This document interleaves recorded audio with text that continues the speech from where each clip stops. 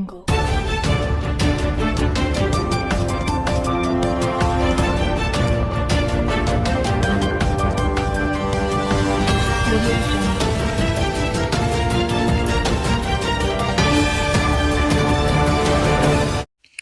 To మన Bheemili news. ముందుగా bulletin headlines. Kakani Govardhan రెడ్డిపై ఎమ్మెల్యే సోమిరెడ్డి చంద్రమోహన్ రెడ్డి సంచలన ఆరోపణలు. శ్రీకాకుళం జిల్లా ఇంటి ముందు ధర్నా చేస్తున్న సంతబొమ్మాలికి చెందిన ఓ కుటుంబం. నేరాలకు ఘోరాలకు care of address Vallabhaneni Vamsi అని మాజీ మంత్రి కెఎస్ జవహర్ అన్నారు. ఉత్తరాంధ్ర టీచర్ ఎమ్మెల్సీ స్థానానికి 10 మంది పోటీలో ఉన్నారు. హరేంద్ర ప్రసాద్. మాజీ ఎమ్మెల్యే వల్లభనేని వంశీని అక్రమంగా అరెస్ట్ చేశారు. మాజీ మంత్రి అంబటి. ఏపీలో కూటమి ప్రభుత్వం అధికార మదాన్ని తలకి ఎక్కించుకుంది. YCP MLA Chandrasekhar.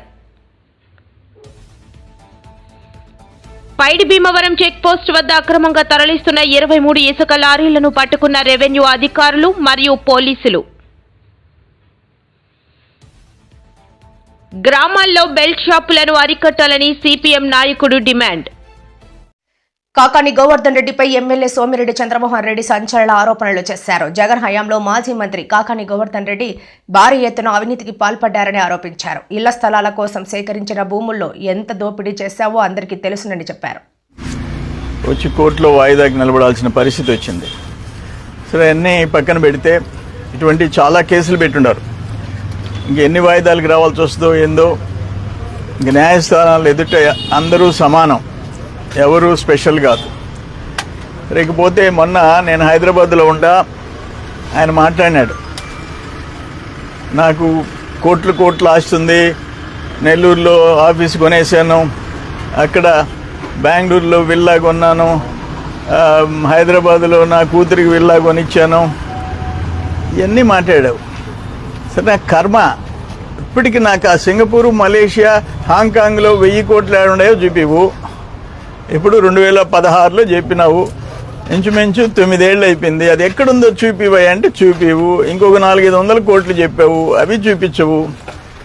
నా అల్లుడికి నేను కొనిబడలే. 60 ఏళ్ల నుంచి వాళ్ళ తాత contractor, Srisailam contractor, SHAR contractor, వాళ్ళ ఫాదర్ కాంట్రాక్టర్, ఇప్పుడు నా అల్లుడి కాంట్రాక్టర్. చాలా రాష్ట్రాల్లో వాళ్ళు కాంట్రాక్టర్స్. వాళ్ళు నన్ను ఆదుకుంటారు, నా కొడుకుని నన్ను, ఎలక్షన్లు, రాజకీయ ఖర్చులకి. వాళ్ళకి నేను విల్లా కొనిచ్చానంటావు. ఒక్క మాట నీ నోటికుండా నిజం రాదు. నెల్లూరు ఆఫీస్ కొన్నానన్నావు, అది నాకు ఇప్పించేసి. మా వర్మ కొడుకు అక్కడ బెంగళూరులో బాడిగింట్లో ఉన్నాడు రాజు, అది నేను కొనేసానంటావు. పచ్చబద్ద. నేను స్ట్రైట్గా నిన్ను ఒకటి అడుగుతుండా. మార్చి 16 ఎలక్షన్ కమిషన్ షెడ్యూల్ అనౌన్స్ చేస్తుంది. ఆ సంగతి 15 తెలుసు. మార్చి 15 రేపు election commission, central election commission 16వ తేదీ ఎన్నికల షెడ్యూల్ అనౌన్స్ చేస్తుంది. రేపటి నుంచి కోడ్ వస్తుంది. మార్చి 15 ఒక జీకేఎస్ కంపెనీ, నీ బినామీ కంపెనీ పేరుతో రామ్దాస్ కంట్రీలో 57 ఎకరాల చిల్లర, ఎకరా 1 కోటి చిల్లర, 1,20,00,000, 1.5 కోటి, లేఅవుట్లు వేస్తే 3 కోట్లు. అర్ధరాత్రి జీవో, అర్ధరాత్రి గవర్నమెంట్ నుంచి నీ అల్లుడి కోసం జీకేఎస్ కంపెనీకి జీవో, దానికి నీ అల్లుడికి సంబంధం లే. జీవో వచ్చిన తర్వాత మిడ్ నైట్ ఆయన సీఈఓ, నీ అల్లుడు సీఈఓ. ఆ తర్వాత అదే రోజు రాత్రి జడ్ఎంఐ వేసి నెల్లూరులో మీకు అది ప్రొసీడింగ్స్ ఇచ్చేయటం. ఎప్పుడు అంతా మార్చి 15 అర్ధరాత్రి. దానికి ఏం మాట్లాడతావు నువ్వు? 15 లక్షల లెక్కన కొట్టేసావు. ఎంత వాల్యూ? నువ్వు ఎకరా 15. శ్రీకాకుళం జిల్లా టెక్కలిపట్టణం గొల్ల వీధిలో గాయత్రి ఇంటి ముందు ధర్నా చేస్తున్న సంత బొమ్మాలికి చెందిన ఓ కుటుంబం. శ్రీకాకుళం జిల్లా టెక్కలిపట్టణం గొల్ల వీధిలో గాయత్రి ఇంటి ముందు ధర్నా చేస్తున్న సంత బొమ్మాలికి చెందిన ఓ కుటుంబం. మా వికలాంగ పిల్లలకు ఉద్యోగాలు ఇప్పిస్తానని 18,60,000 తీసుకుని ఉద్యోగం ఇప్పించకుండా డబ్బులు తిరిగి ఇవ్వకుండా ఇబ్బంది పెడుతున్నారు అంటూ బాధితులు తమ గోడును వినిపిస్తున్నారు. డబ్బుకు తీసుకున్న గాయత్రి ఇంటి ముందు ధర్నా చేస్తున్నారు. మా డబ్బులు మాకు తిరిగి ఇవ్వకపోతే మా ప్రాణాలైనా పోగొట్టుకుంటాం తప్ప ఇక్కడి నుంచి కదిలేది లేదని నిరసన చేస్తున్నారు.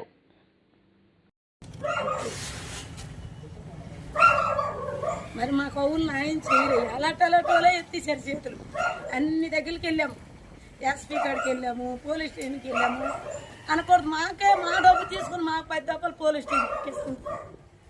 మరి మేము ఏటైపోవాలి? అలాంటి మీరు మోసం చేశారు. మీ మోసాలు ఇప్పటికీ తగ్గకపోతే మేము బాధపడు. మా లాంటి వాళ్ళు మోసం చేస్తారు. నా 2 పిల్లలు వికలాంగులు. నా డబ్బు తిని నా ధనం తినుకొని ఇంట్లో చేస్తున్న వీడియోలు, ఇంట్లో సెల్లలు చేస్తున్న వీడియోలు ఎవరో తీసుకొని అయ్యా మాది ఏం ఎలా చేస్తున్నారు ఇక్కడ? అయ్యా మేము వీళ్ళకి డబ్బులు ఇచ్చి మా ఇల్లు వాకలు తొక్కి తొక్కి నడిచి ఆఖరికి డబ్బు తీసుకొని మాకు ఇప్పుడు ఎగ్గొట్టి పోలీస్ స్టేషన్ తిప్పుతాండ్రు, కోర్టులు తిప్పుతాండ్రు, కోర్టులు కేసు కట్టేసి ఆ లాయర్తో బెదిరిస్తాండ్రు. మాకు దిక్కు లేదు, దిగానం లేదు. మేము ఇక్కడే చస్తాము, ఇక్కడే చస్తాం. మేము మా పిల్లలతో ఇక్కడే మా సావు.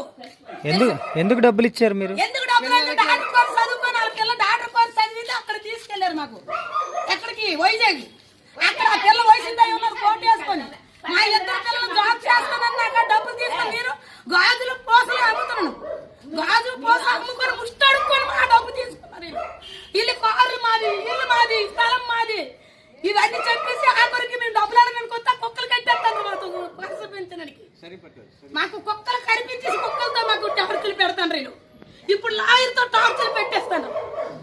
మాకు ఇక్కడే సాగు, మేము ఇక్కడే చచ్చిపోతాం. ఏదైనా ఇక్కడే చేసుకుంటాం. 60,000 ఏం చూసి ఇచ్చారు? 18 లక్షలు ఇచ్చారంటే నేను అడిగిన కేసు కట్టుకుందాం. పెట్టుకుని బెదిరిస్తాను. మాకు ఇప్పుడు బెదిరిస్తున్నారు. మీకేమీ బెదిరిస్తామమ్మా?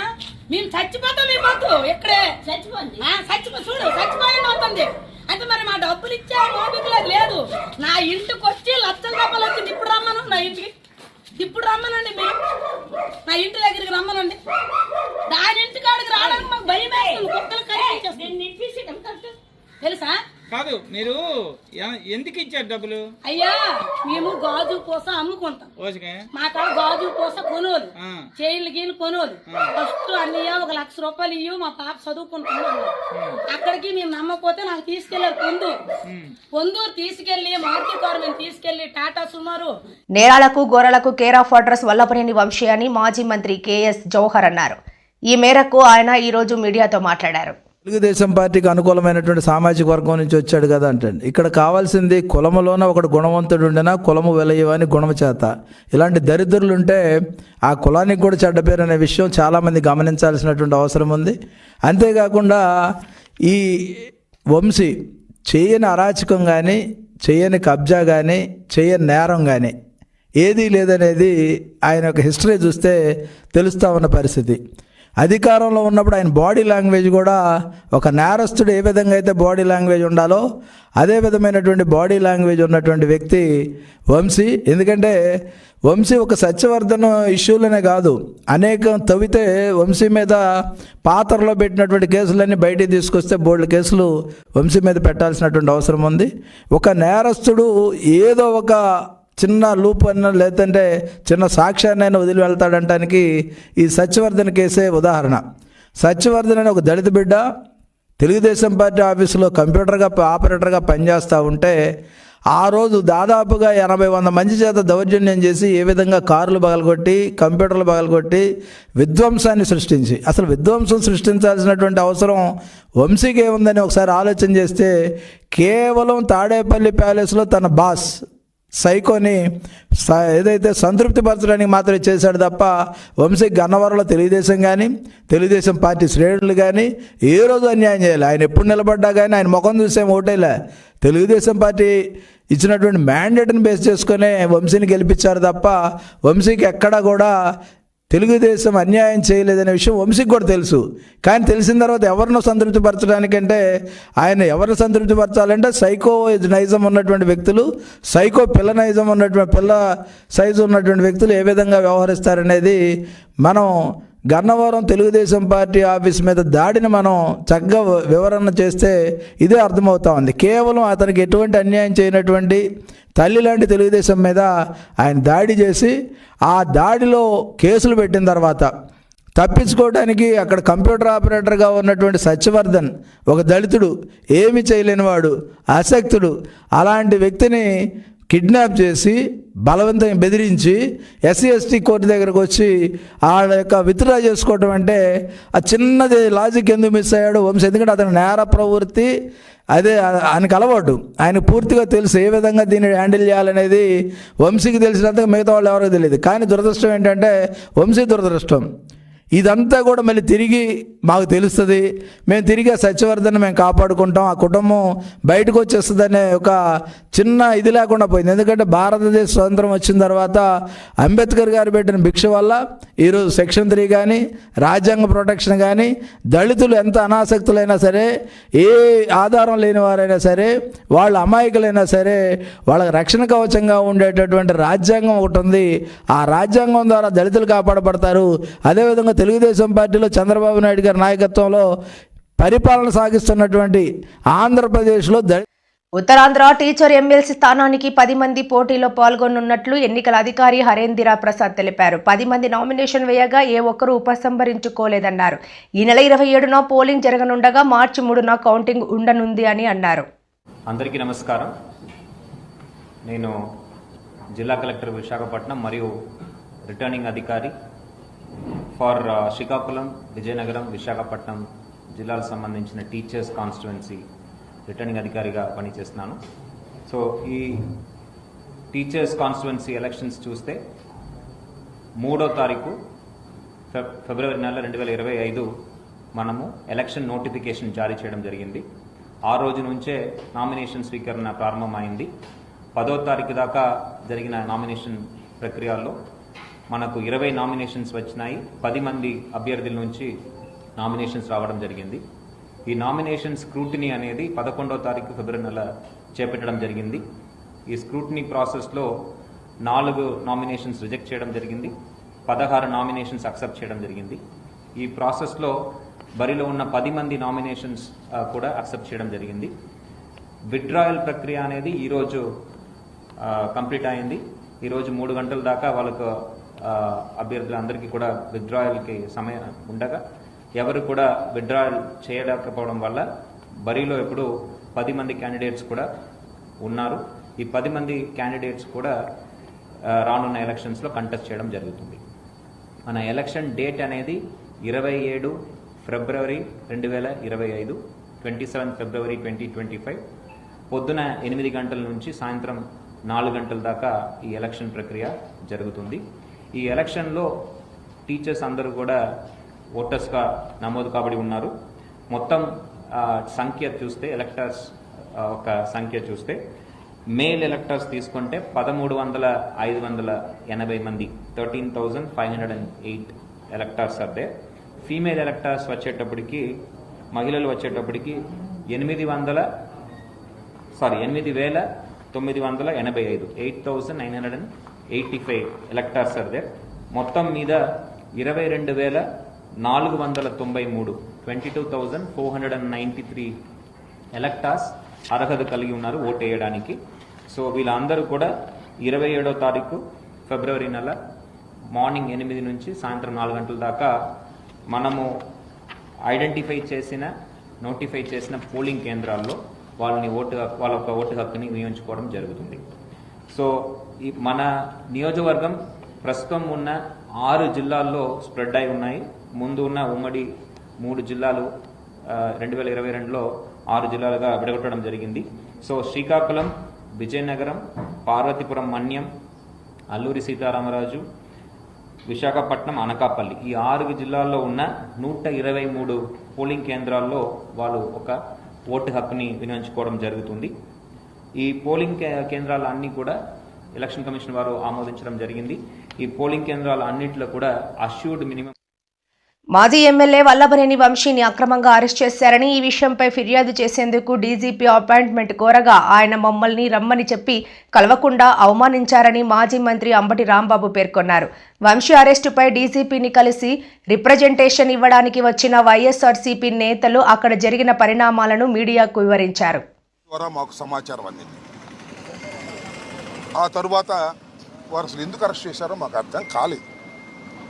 కారణం ఏంటంటే ఆయన ఒక కేసులోనూ 2 కేసుల్లోనూ ముద్దాయిగా ఉన్నారు. ముఖ్యంగా గన్నవరం తెలుగుదేశం పార్టీ ఆఫీసు మీద దాడి జరిగిన కేసులో వారు ముద్దాయిగా ఉండటం, దాని మీద ఆయన కోర్టుకు వెళ్ళడం, ఆయనకి యాంటిసిపేటరీ బెయిల్ ప్రొటెక్షన్ ఇవ్వటం కూడా జరిగింది. కాబట్టి ఆయన అరెస్ట్ చేసేటటువంటి అవకాశం లేదనే అభిప్రాయం మాకుంది. కానీ ఉదయాన్నే అరెస్ట్ చేశారనే వార్త తెలియగానే ఎందుకు అరెస్ట్ చేశారో అర్థం కాక ఆశ్చర్యపోయాం, దిగ్భ్రాంతి చెందాం.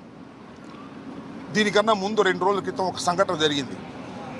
అదేమిటంటే ఈ వల్లభనేని వంశీ గారి మీద, వైసీపీ కార్యకర్తల మీద, తెలుగుదేశం పార్టీ ఆఫీస్ మీద దాడి జరిగిందని ఏదైతే 2022లో కంప్లైంట్ ఇచ్చారో ఆ కంప్లైంట్ ఇచ్చినటువంటి వ్యక్తి సత్యవర్ధన్ అనే వ్యక్తి మొన్న హఠాత్తుగా కోర్టు వారి దగ్గరికి వెళ్ళి పబ్లిక్ కోర్టులో మ్యాజిస్ట్రేట్ ముందు ఆయన ప్రాసిక్యూషన్ చెప్పేదంతా అబద్ధమని, తానిచ్చిన కంప్లైంట్ అది కంప్లైంట్ రూపంలో ఇవ్వలేదని, కేవలం ఏదో సాక్షి సంతకం పెట్టమంటే నేను వెళ్ళానని, వెళితే వారేదో రాసుకుని సంతకం పెట్టారనే విషయాన్ని గౌరవ న్యాయస్థానం ముందు చెప్పారు. ఇక్కడ బయట చెప్పింది కాదు. చెప్పిన తర్వాత ఒక్కసారిగా తెలుగుదేశం పార్టీ ఆశ్చర్యపోయింది. అరే, మనం చేసినటువంటి తప్పు తెలుసుకున్నారు, మనం దొంగ కేసు పెట్టించామనే విషయం తెలుసుకున్నారు. ఆ సత్యవర్ధన్ అనే వ్యక్తి ఎస్సీ కులానికి చెందటం వలన పైన రాసుకున్నారు సంతకం పెడితే. ఏపీలో కూటమి ప్రభుత్వం అధికార మదాన్ని తలకి ఎక్కించుకుందని వైసీపీ ఎమ్మెల్యే చంద్రశేఖర్ ఆరోపించారు. కూటమి ప్రభుత్వంలో దుర్మార్గాలు, అరాచకాలు ఎక్కువైపోయాయని, ఎవరికీ రక్షణ లేకుండా పోయిందని అన్నారు.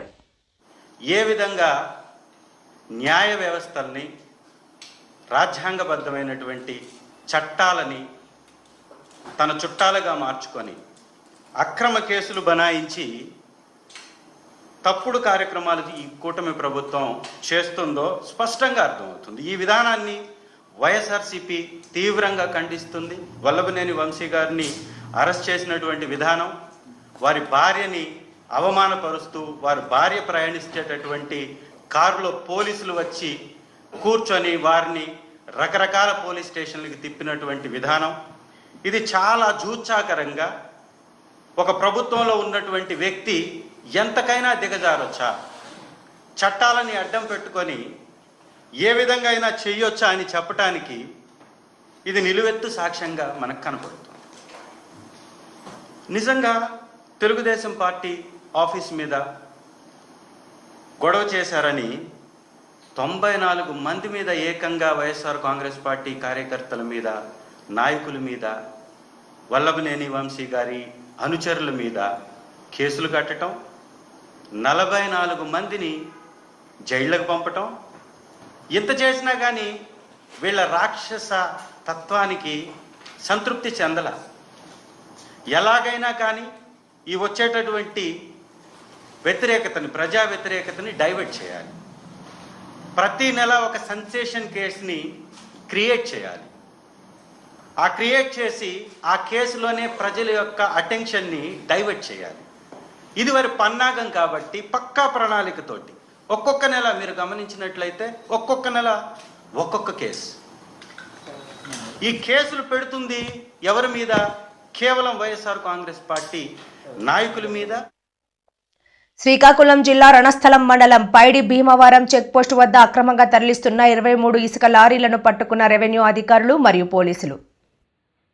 శ్రీకాకుళం జిల్లా రణస్థలం మండలం పైడి భీమవరం చెక్పోస్ట్ వద్ద అక్రమంగా తరలిస్తున్న 23 ఇసుక లారీలను పట్టుకున్న రెవెన్యూ అధికారులు మరియు పోలీసులు. శ్రీకాకుళం నుండి విశాఖపట్నంకు అక్రమంగా తరలిస్తున్న ఇసుక లారీలను జిల్లా ఉన్నత అధికారుల ఆదేశాల మేరకు అదుపులో తీసుకున్నామని అంటున్న స్థానిక రెవెన్యూ అధికారులు, పోలీసులు.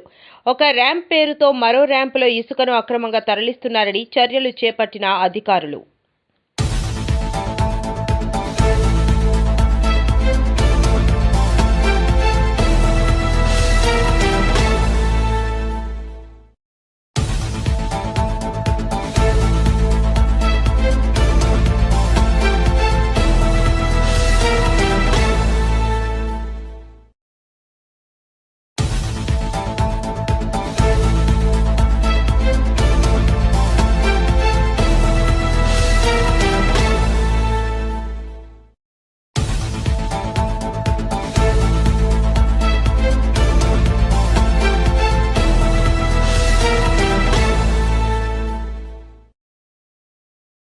గ్రామాల్లో బెల్ట్ షాపులను అరికట్టాలని సిపిఎం నాయకుడు శుక్రవారం డిమాండ్ చేశారు. ఎక్కడ బెల్ట్ షాపులు పెట్టకూడదని, అలా పెడితే పీడీ యాక్ట్ చేయాలని ముఖ్యమంత్రి చంద్రబాబు చెప్పినా ఎక్కడా కార్యరూపం దాల్చలేదన్నారు. అక్రమ బెల్ట్ షాపులు వంటివి రద్దు చేయాలని చెప్పేసి విచ్చలవిడిగా అమ్మకాలు చేపడుతున్నటువంటి మద్యాన్ని అరికట్టాలని చెప్పేసి సిపిఎం పార్టీ ఈ ప్రభుత్వాన్ని అధికారులు డిమాండ్ చేస్తూ ఉంది. ఈరోజు రాష్ట్ర ప్రభుత్వం మద్యం పాలసీ అనేటువంటి తీసుకొచ్చిన తర్వాత రాష్ట్ర ముఖ్యమంత్రి స్వయాన మద్యం అమ్మకాలంటువంటివి అక్రమంగా బెల్ట్ షాపులు పెట్టి అమ్మకాలు చేపడితే వాళ్ళ మీద పీడీ యాక్ట్ పెట్టి వాళ్ళ తాట తీయండి అని చెప్పేసి రాష్ట్ర ముఖ్యమంత్రి గారే స్వయాన ప్రకటన చేయడం జరిగింది.